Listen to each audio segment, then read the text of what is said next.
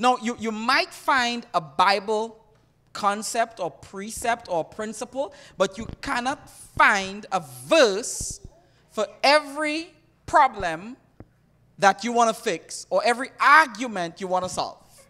Huh? So one guy disagreed, and he said he would say to everybody, name it, claim it, I'll take it to my house and frame it, you know. He said, you give me the problem and I'll give you a verse. So one day he fell asleep in the cafeteria, and that was fine. But the problem was he fell asleep with his mouth open. And while he was sleeping with his mouth open, Mario, a fly flew in it. And Barbara, when the fly flew in his mouth, someone said, hey, give us a verse for that. And the guy cleared his throat and he said he was a stranger, so we took him in.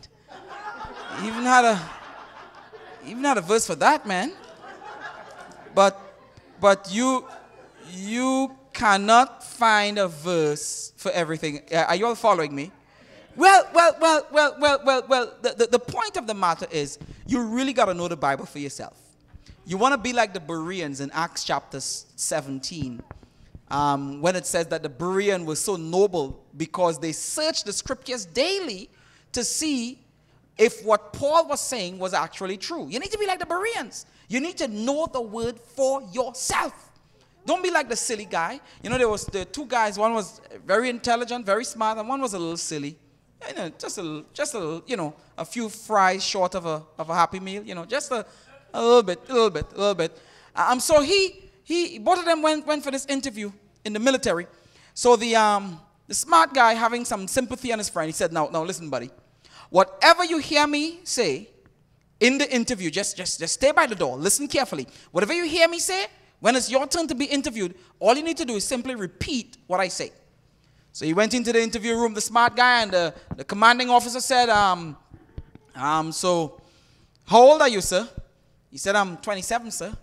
He said, well, how long have you been in the military? He said, 5 years, sir. He said, man, do you want to be a general or a lance corporal? He said, well, actually both of them, sir.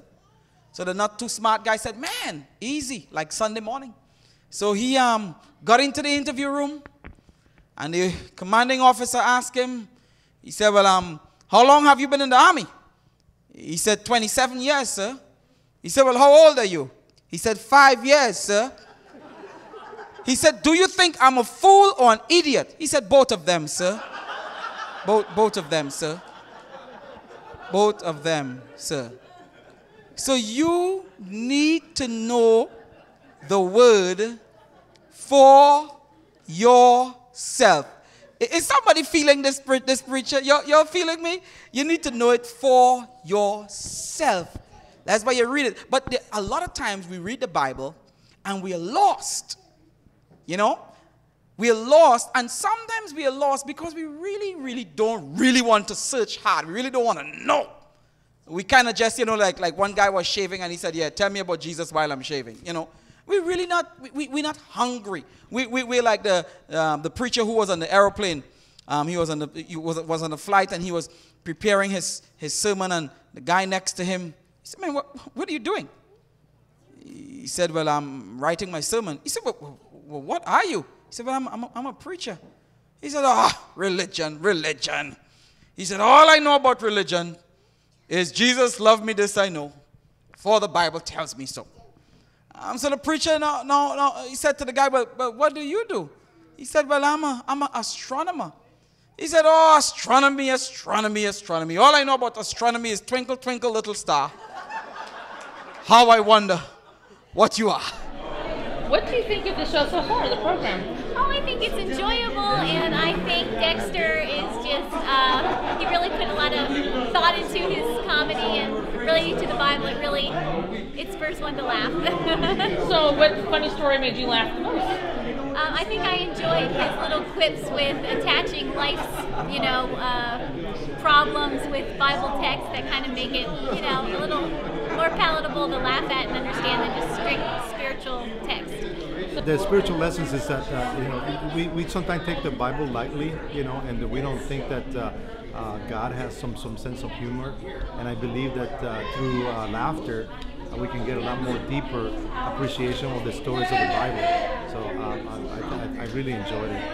The one that I liked was the funeral scenario.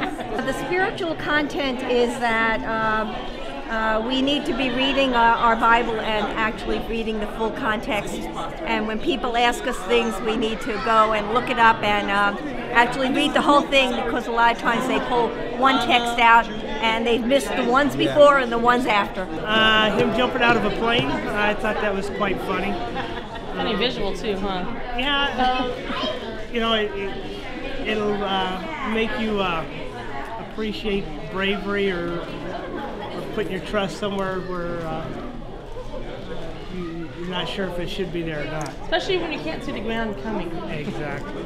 I can correlate with Pastor Dexter talking about skydiving, being blind. I think in our Christian walk sometimes we think we know where we're heading and we're really blind and we're falling just like he was, and at the last moment we put our trust back in the Lord.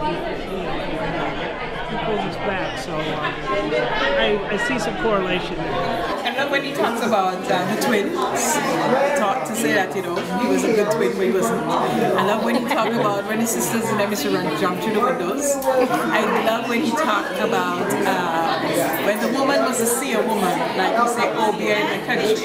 She saw everything and she didn't see that she was going to be evicted. Yeah. And this is really part of my culture, so I'm proud.